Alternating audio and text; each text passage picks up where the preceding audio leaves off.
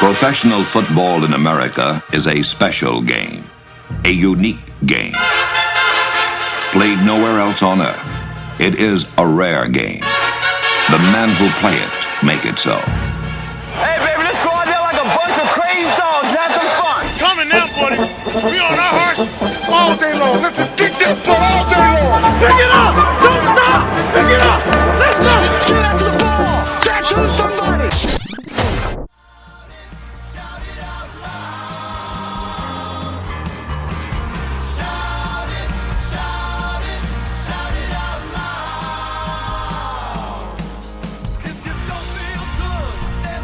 So, we got some Kiss there for you. Oh yeah! I heard you interviewed Gene Simmons this week. Yes, and you can check out a clip out of it of sportsgrid.com and all into the new Kiss book, Nothing to Lose. It's about their first 3 years, very intense. You know what amazes me about Kiss? The whole marketing thing, right? The fact that you can be buried in a Kiss coffin. Well, Roto Experts is kind of like Kiss. You know, we put the X everywhere. We market like Gene Simmons would want us to market. Same thing, only different. Right? Yeah. Okay. All right, here we go. Let's get right to... well, actually, before we start here, let's go right to the big news of the week, which was the Trent Richardson trade. So how you handicapping that for Trent Richardson owners or people who want to trade for him? Big difference, little difference, no difference? Extensively, I've spoken about this already. I already wrote an article on the site, too. I think it's nothing but a boost for Trent Richardson. People are saying, okay, you know, the offensive line isn't as good in Indianapolis as it is in Cleveland. So that's being too pessimistic and analytical. This is a much better offense. This gives him a chance to finish off a lot more scoring drives. He's great near the goal line, a better passing team, more passes out of the backfield, and now he gets a compliment, a guy that gives him a change of pace that he didn't have in Cleveland with Ahmad Bradshaw. This keeps him fresh and less exposed to injury. This is nothing but a positive for Trent Richardson. For Ahmad Bradshaw, makes him a handcuff in Cleveland. They're looking to sign Willis McGahee here. McGahee's been on the street for a while. No preseason, no first 2 weeks. I can't see him contributing more than adequately until maybe later in the year. Right now, it's going to be a timeshare between Chris Ogbonnaya and Bobby Rainey. I don't like Bobby Rainey. If anything, you take a flyer on Ogbonnaya for a week or two. The only thing that I have a little issue with is, I don't know if this helps his 3.5 yards per carry. Is he going to be better than he was? Oh, yes, he should get more scoring chances, right? More proficient offense. Yeah, but it also helps his yard per carry because defenses now have to account for another element of the offense where they didn't in Cleveland. The defensive game plan was simple. Stack your fronts against Trent Richardson. Don't let him beat you. Now Andrew Luck opens up a lot of running lanes for Trent Richardson because the offense is so much more balanced. Okay. All right, let's whip through these games. I got a lot of questions for the King this week, so let's go. We got Packers and the Bengals. Packers at the Bengals. Well, what are you seeing there? You're not going to use the Cincinnati defense, obviously, this week. Starks running for another 120 yards this week? No, it's not happening.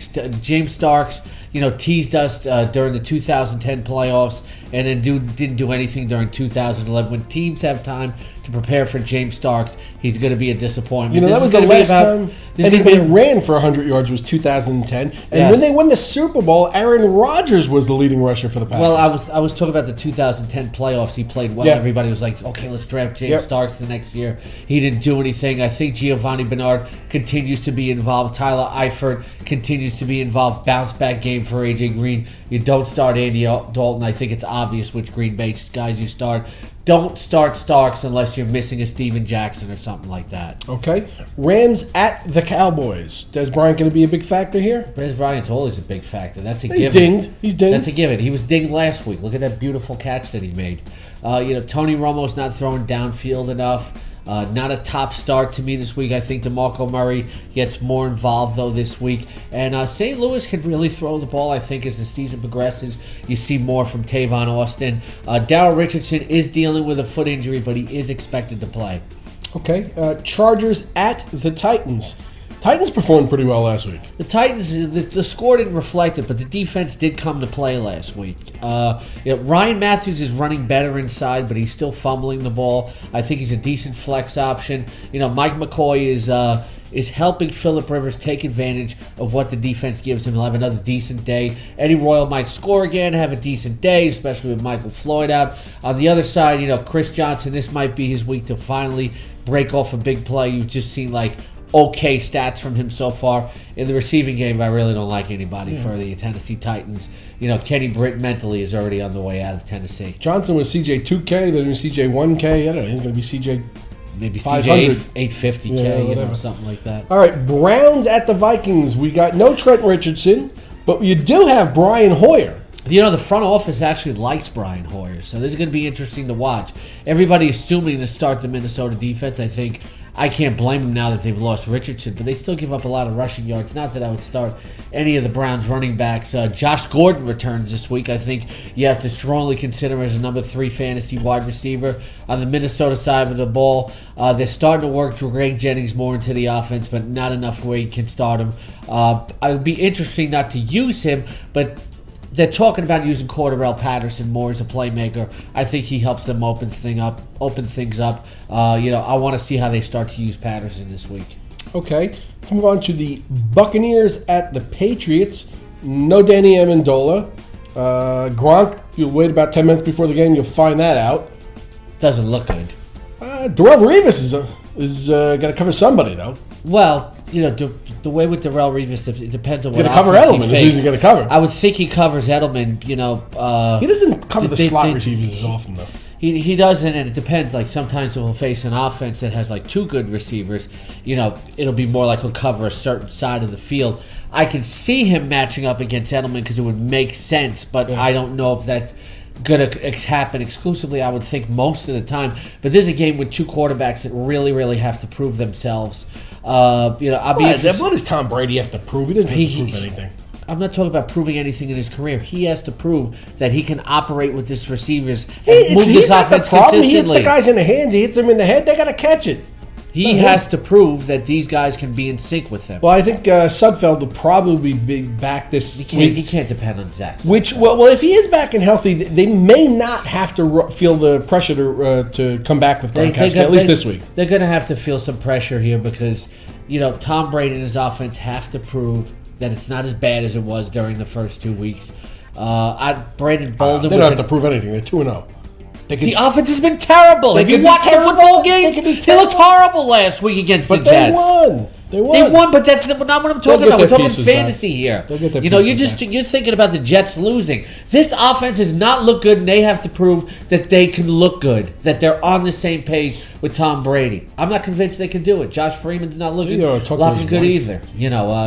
Doug Martin is the one short thing in this game. Vincent Jackson's playing well, but this could be a very, very ugly game on both sides of the ball. Cardinals at the Saints. I like Carson Palmer this week. Larry Fitzgerald maybe about 80% again. Michael Floyd's kind of a wild card to me. Rashard Mendenhall has the toe, so he may not be 100%. You're going to see a lot of offense on both sides this week, actually, in the air. I think that's possible. Drew Brees coming off a down week for him, but Patrick Peterson got absolutely murdered last week by Calvin Johnson. And Drew Brees is going to watch the tape and see that the Arizona Cardinals defensively were just killed over the middle. Slant. He's going to do that. Lance Moore could be a sleeper this week with slants over the middle. I like Kenny Stills deep. The running game, Darren Sproles catching passes out of the backfield. I like the Saints, but Carson Palmer is going to trade offensive punches with Drew Brees. Yeah, I think you're right. Lions at the Redskins. I don't know if Bush is going to play or not, but it's 50-50. But Joe Bell probably gets most of the action anyway. He's not going to practice all week, maybe, and if you don't practice all week, you're either not going to play, or you're not going to be out there a lot, or not be very effective. They didn't move the ball that well after he went out of the game. Matthew Stafford's throwing the football as well as anybody in the game right now. I'm not worried about Matthew Stafford. Joyke Bell has tremendous balance, vision, good hands. You know what you get with Calvin Johnson. So I like what the Lions can do in this game. Is RG3 going to run at all? He's got less rushing yards. Listen to this. Less rushing yards then Phillip Rivers. He's in preseason mode right now. It might be another 2-3 weeks before And we Sam see Bradford. anything near the real RG3. But you can count on Pierre Garçon.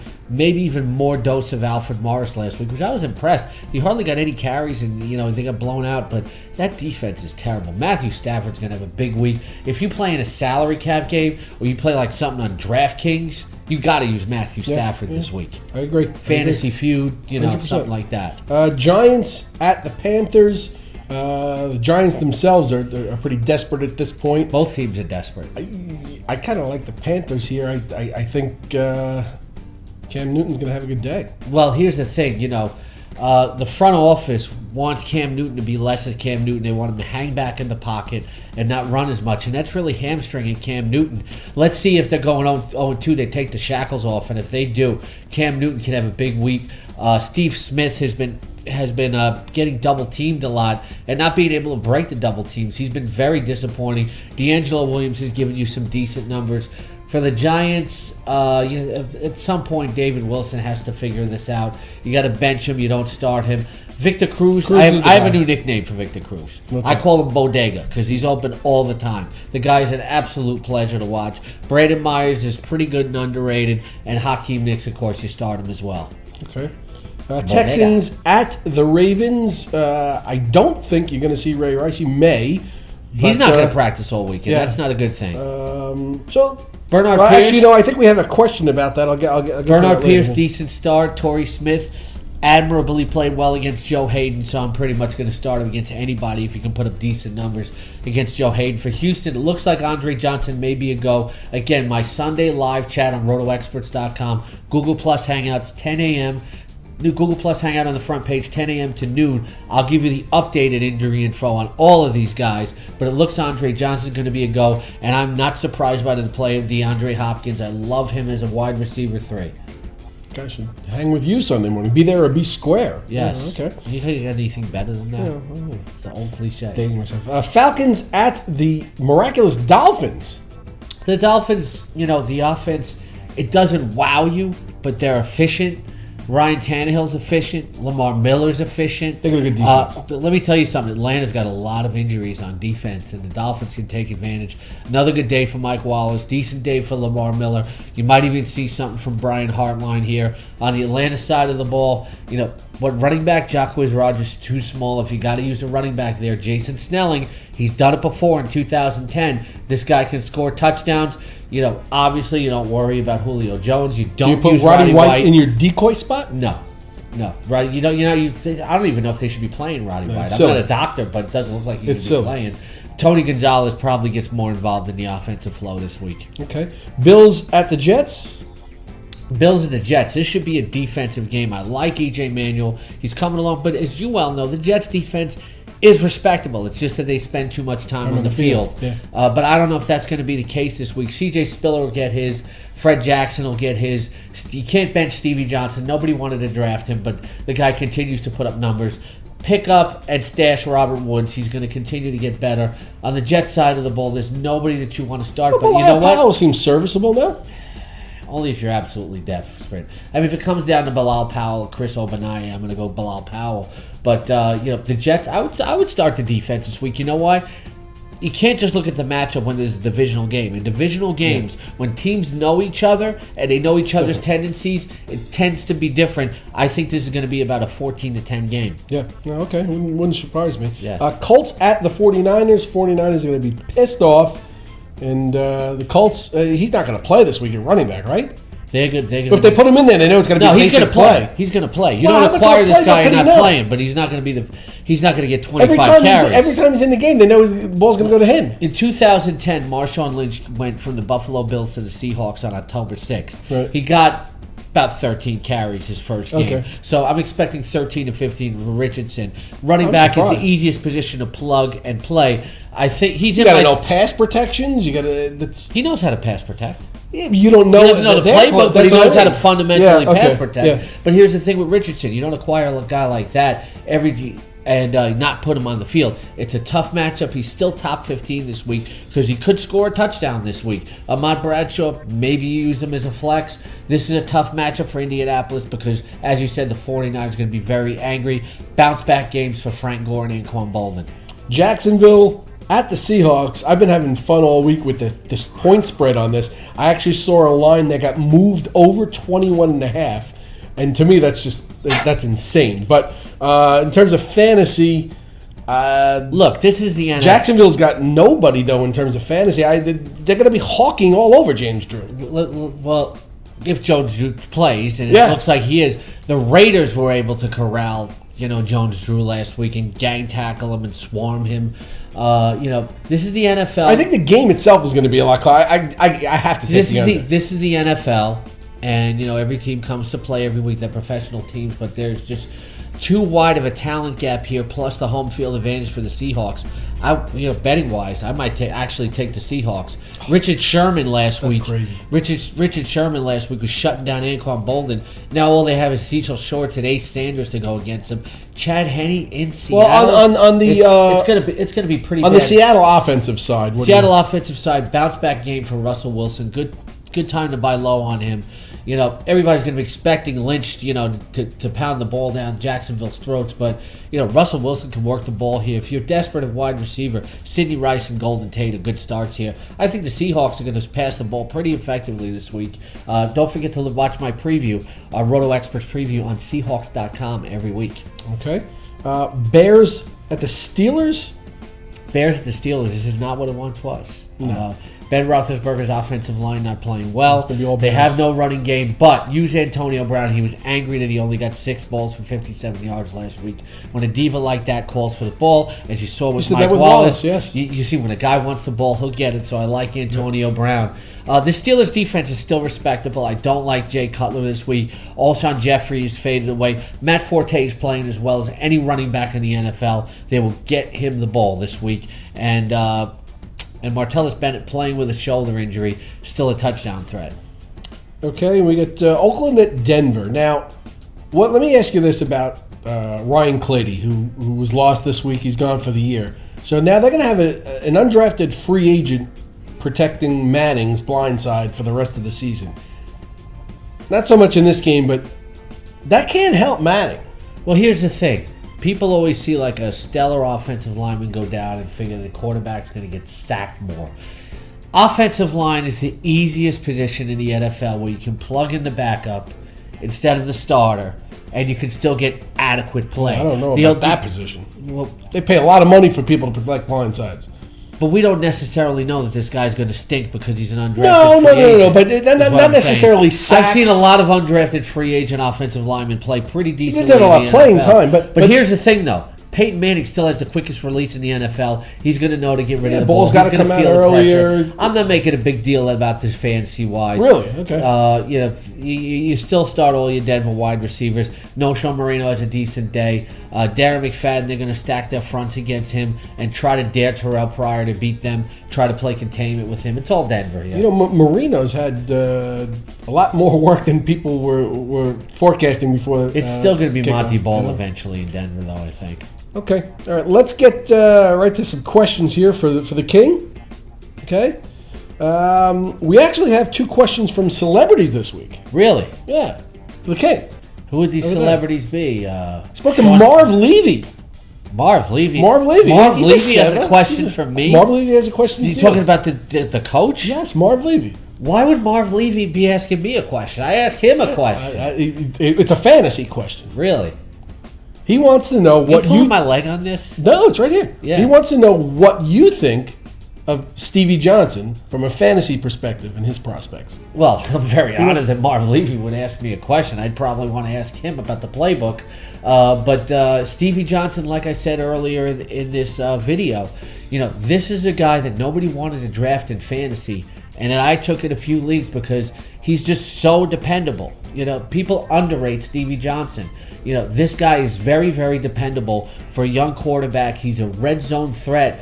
Stevie Johnson has been underrated in fantasy for too long. And I think a young quarterback like E.J. Manuel, who's a quick study, and I'm impressed with him so far, it only helps Stevie Johnson. Stevie Johnson, at the least, is a solid wide receiver 3 in Yeah, fantasy. that was very nice. Usually when people ask questions, you berate them for their questions. You berate Marv Levy. That's a you berate legitimate everybody question. else. Okay, that's a legitimate question. I've He got didn't it. say should I cut Stevie Johnson for like Aaron Dobson or something. Marv, I hope you answered your question. Yes. Okay, we've got another celebrity question for you. I don't know if you're a fan of Pat Benatar, but her husband, Neil Get Giraldo. out. Neil Get wants to know. out. Neil wants to know. Hold on, my wife and I love Pat Benatar growing up. Oh, well, do you love Neil? Yeah, I love Neil too. All Of right. course, we belong. One of my favorite songs. Okay, all right. He wants to know, do you think Matt Ryan has the best fantasy receiving core out of any quarterback? No, it's Peyton Manning.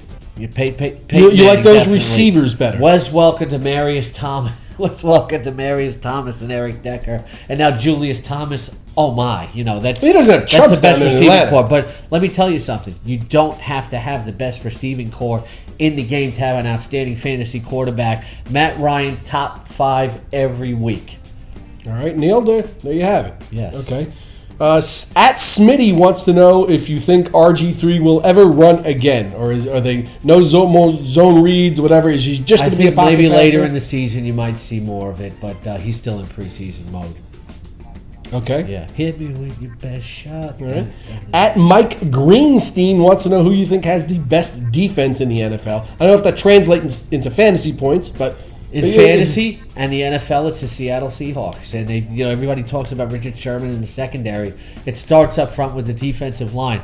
Very few people know that Red Bryant on the defensive line is an emotional leader of the Seattle Seahawks. I like to watch Seahawks All Access on Root Sports Northwest, where they put the cameras there, and Red Bryant is just such an emotional leader, and they have really good linebackers. Bobby Wagner is an incredible middle linebacker. They have depth. Their 2 backup corners, Walter Thurman III and Byron Maxwell, can start on most NFL teams, and those are the 3rd and 4th corners. That's how deep the defense is. Okay, And the 49ers are not looking so good anymore. I think you got some Seattle fans here because Mary in Seattle. Mary in Seattle. Why you bugging? I don't know if she's sleepless, but My reference See, is I did better that than there? yours. She wants to know, who do you think is the better handcuff back? Handcuff. Bernard Pierce or Ben Tate? You know what? I think they're both good handcuffs. It Question really by depends. Mary, right? It's good, but it depends on who you have, though. Really, if you have Ray Rice, you want Bernard Pierce. It's simple. If you have Arian Foster, you want Ben Tate. Who would play better if they got the chance to start? I think they would both play very well. To me, it's almost a wash. I think they're both terrific. But if you can only have one on your roster, I think it depends on who you have. If you have Foster, you have Rice. But if you don't have either of them, I would probably take Ben Tate, though, because, Forster has been less of a picture of durability over his career than Rice. Okay, all right. I'm Mike Cardano. This is my sidekick, Scott Engel. That's all for week I can 3. smile like Mike Cardano. Look. Enjoy the games. Now's the time to work and strain at a sport that tests the spirit and challenges the brain. Come on, let's go. Yeah, I'd like to have 75 degrees and sunny all the time too, but that's not football. Do you fear the force of the wind, the slash of the rain? We're gonna play us through light and rain. Go face them and fight them. Be savage again.